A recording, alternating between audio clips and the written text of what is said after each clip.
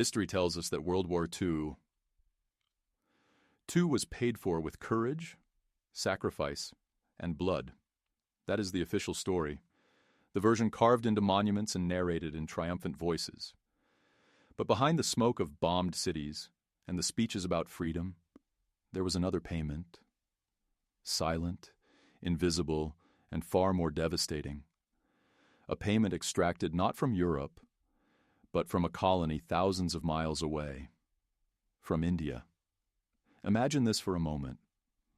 While London prepared for air raids and victory parades, a different kind of operation was unfolding in quiet offices, behind ledgers and balance sheets. No explosions, no headlines, just pens moving across paper. And with every stroke, an empire siphoned wealth from a land that had no vote, no voice, and no escape. This is not a story about tanks or generals. It is a story about money, about promises written in ink instead of gold, about a financial illusion called sterling, an illusion that allowed Britain to fight the most expensive war in human history without paying for it up front, because someone else did, someone who was never asked. You have probably been told that Britain stood alone, brave and broke, holding back fascism with sheer determination. What you were not told is that Britain was never truly broke. Not while it still controlled India. Not while it could force a colony to fund its war through a mechanism so elegant, so bureaucratic, that it barely looked like theft at all. This is the Sterling scandal. A quiet bankruptcy engineered in plain sight. And once you see how it worked, you will never look at wartime heroism or modern financial power the same way again. Before the war, before the slogans and the sacrifices, India already lived inside a carefully designed cage. It was vast, colorful, and overflowing with people and resources. Yet every meaningful economic decision flowed outward, not inward. Cotton moved to Lancashire. Tea sailed to London. Taxes climbed upward through layers of colonial administration and vanished across the sea. What remained was just enough to keep the machinery running and the population obedient. In Britain, India was spoken of as a jewel. In reality, it was a reservoir. A place where wealth could be drawn without the inconvenience of consent. The British Raj did not need to loot in the old imperial sense. It had perfected something more efficient. A system where extraction looked like administration and control masqueraded as order. By the late 1930s, this system had already weakened India's economic spine. Local industry had been sidelined, replaced by dependency on imperial trade routes. Currency policy was not designed for Indian stability, but for imperial convenience. The rupee existed in the shadow of the pound, tethered to decisions made in rooms most Indians would never see saw. And yet on the surface, the empire looked stable. Trains ran on time, courts functioned, ports bustled with commerce. It was easy to believe that this was a fair exchange. Order in return for obedience. But stability built on imbalance is not stability at all. It is delay. So when war loomed in Europe, Britain did not look at India as a partner. It looked at it as it always had, as a resource waiting to be activated, a population to be mobilized, a treasury to be opened, and most importantly, a balance sheet that could be rewritten to serve a crisis not of India's making. The stage was set long before the first shot was fired. India had already been positioned not as a nation, but as a financial instrument. And instruments, when empires are desperate, are meant to be used. In September 1939, Britain declared war on Germany. India did not. No debate echoed through Indian assemblies. No vote was taken. One announcement from London was enough to drag an entire subcontinent into a global catastrophe. Overnight, India was at war, whether it understood the cost or not. The demands came quickly, and they came wrapped in the language of duty. Troops first, then food, then raw materials. Indian soldiers were shipped across continents to fight battles whose names they could barely pronounce.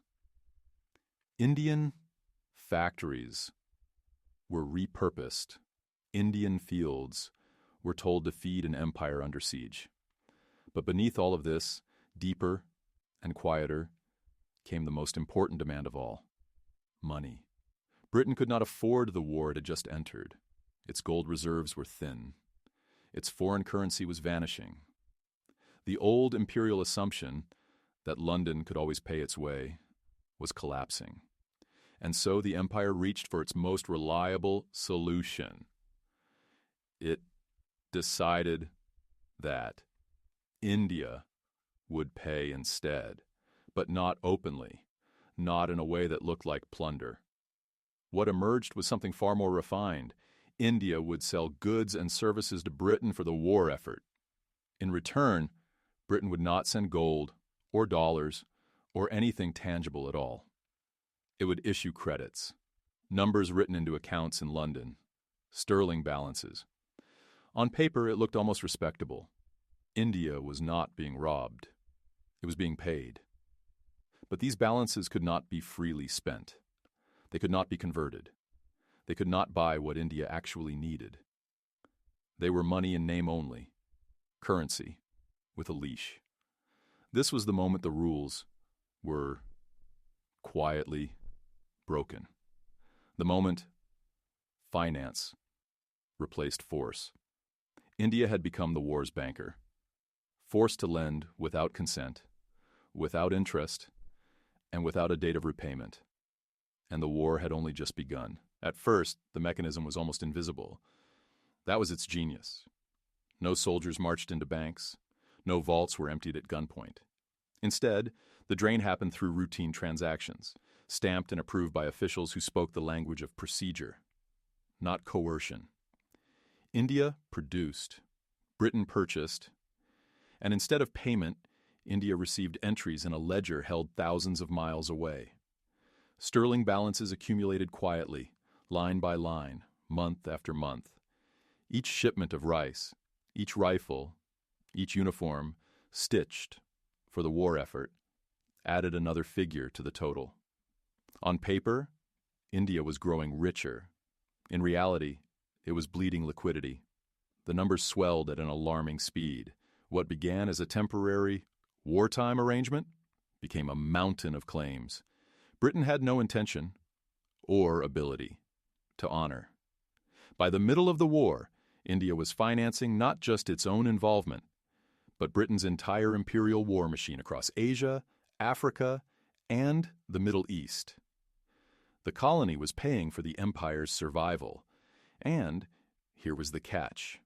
India could not use this money freely. It could not import goods without British approval. It could not stabilize its own economy. The balances were blocked, a polite word for frozen. Britain controlled when, how, or if they would ever be released. Money that could not move was money that could not save lives. Inflation began to creep in like a slow poison. Prices rose. Wages lagged behind. Scarcity appeared in markets that had once functioned, not because food no longer existed, but because the financial system had been twisted out of shape. India was rich on paper and poor in reality. A contradiction that grew more dangerous with every passing month. This was not chaos. It was design, a financial sleight of hand that allowed Britain to fight a total war while exporting its true cost elsewhere. And as the balances climbed higher, so did the stakes. Because every number in that ledger represented something real taken from India, and something real denied in return. The farther the war dragged on, the clearer the contrast became. In Britain, scarcity was framed as noble sacrifice. Ration cards, blackouts, speeches about endurance. In India, scarcity was something else entirely. It was not managed. It was unleashed. As sterling balances piled up in London, money inside India lost its meaning. Farmers were paid in rupees that bought less each month. Merchants hoarded goods, not out of greed alone, but out of fear. Fear that tomorrow, the same money would buy nothing at all. The market began to fracture. Official prices said one thing. Reality said another. And still the demands continued. More rice, more cloth, more men.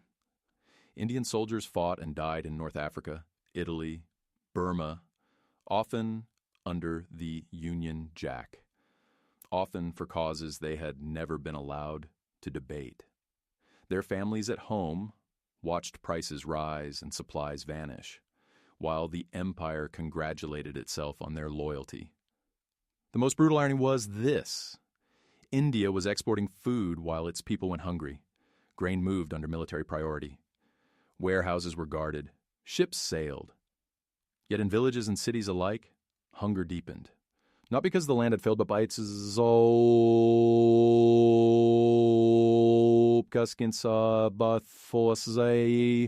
so financial machinery had sterling balances ensured Britain could buy without paying, while India paid without receiving. By 1943, the illusion collapsed into tragedy. Bengal, once a fertile heartland, slid into catastrophe. Markets emptied. Bodies appeared on streets. Hunger turned to famine, and famine to silence. The war did not cause this alone, but the war's financial architecture made it inevitable. A system that treats a population as a balance sheet will always accept death as a rounding error. In London, the war was being won. In India, something else was happening. The empire's victory was being financed with starvation. And the ledger continued to grow. Clean, orderly, and soaked in human cost. When the war finally tilted toward victory, one might expect relief, a settling of accounts, a moment when the promises written in sterling would become real. Instead, this was the moment the illusion hardened into betrayal. Britain emerged from the war exhausted and indebted, but alive. Its city stood. Its flag still flew. And sitting in its accounts was an uncomfortable truth.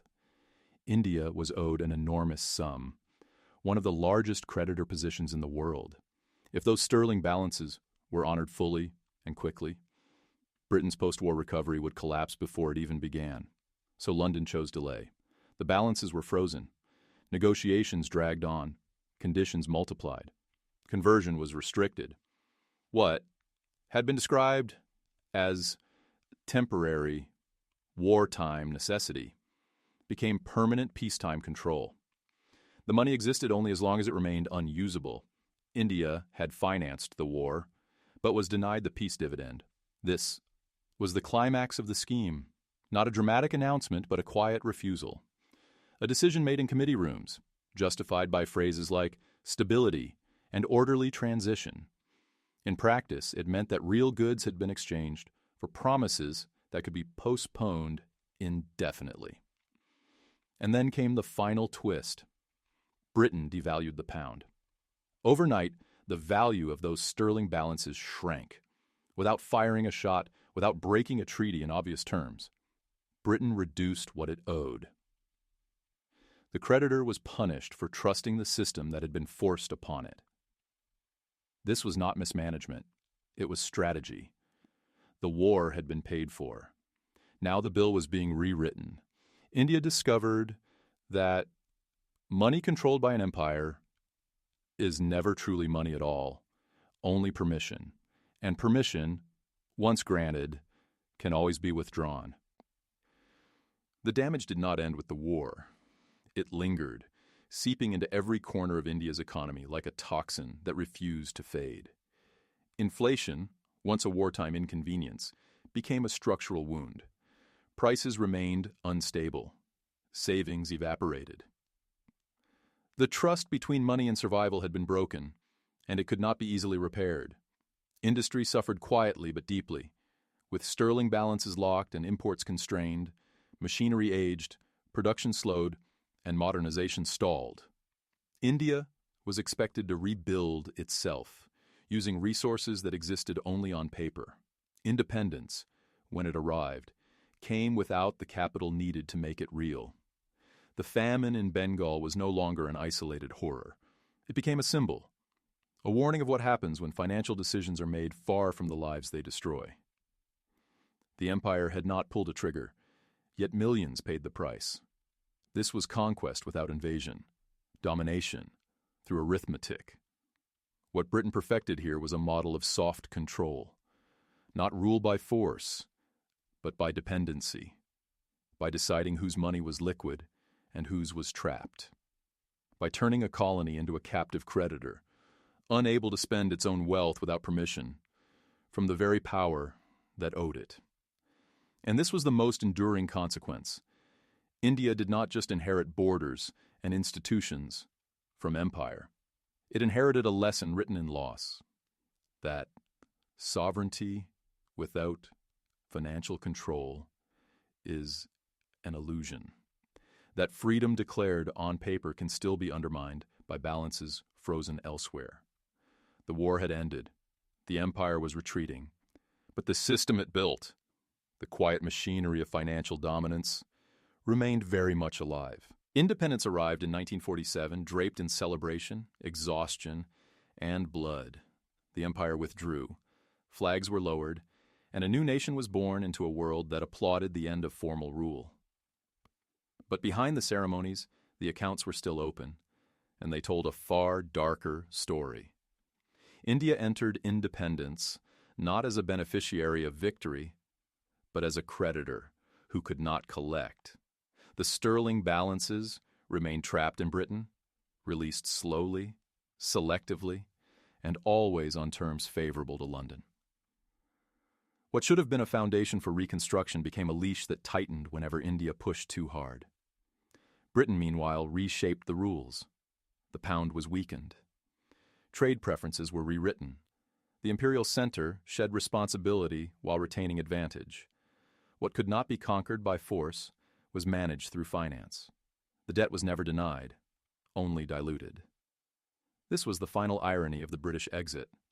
The empire left behind railways, courts, and bureaucracy, but also an economy deliberately starved of the capital it had already earned. India was free to govern itself, but not yet free to use its own wealth as it wished. And so independence began under a shadow. Not of foreign soldiers, but of frozen balances and postponed justice. The colonial relationship had ended in name, yet its financial afterlife continued, shaping choices, limiting speed, and defining what was possible in those fragile early years. Empires do not vanish. They transform. And in this case, they transformed into contracts, currencies, and quiet leverage, less visible than soldiers, but no less powerful. The sterling scandal did not end with India. It became a template, a proof of concept for a new kind of global hierarchy, one where power was no longer measured only in battleships and borders, but in whose currency the world was forced to trust. After the war, a financial order emerged that claimed to be neutral, rules-based, and modern. But beneath it lay an old lesson, sharpened by experience. If you control the money, you control the outcome.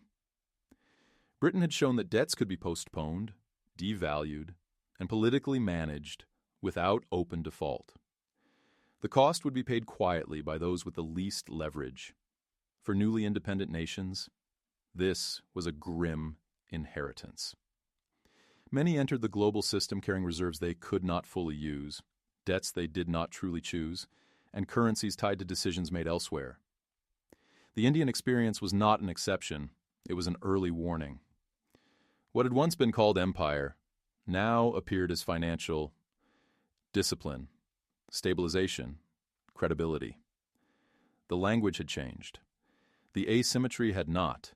Powerful states retained the ability to rewrite obligations in moments of crisis, while weaker ones were told that contracts were sacred. This is how catastrophe becomes normalized. Not through sudden collapse, but through precedence. Through the quiet acceptance that some losses are inevitable, and that some creditors do not count. India's wartime bankruptcy was absorbed into history, footnoted and forgotten precisely because it worked. And once a system proves it can extract wealth without resistance, it rarely retires the method. It refines it. There's a reason this story still matters. Not as a grievance, but as a warning. Because the tools that bankrupted India during World War II did not disappear with the British Empire. They evolved. Today, power moves through reserves, sanctions, currency pegs, and temporary financial restrictions. Nations are told their money is safe until it is frozen, that their assets are sovereign until they are reclassified. The language is modern. The logic is familiar. The Sterling scandal teaches a brutal lesson. In moments of crisis, financial systems do not protect the weak. They protect the issuer. Contracts bend. Promises shrink. And those who trusted the architecture of power discover too late that they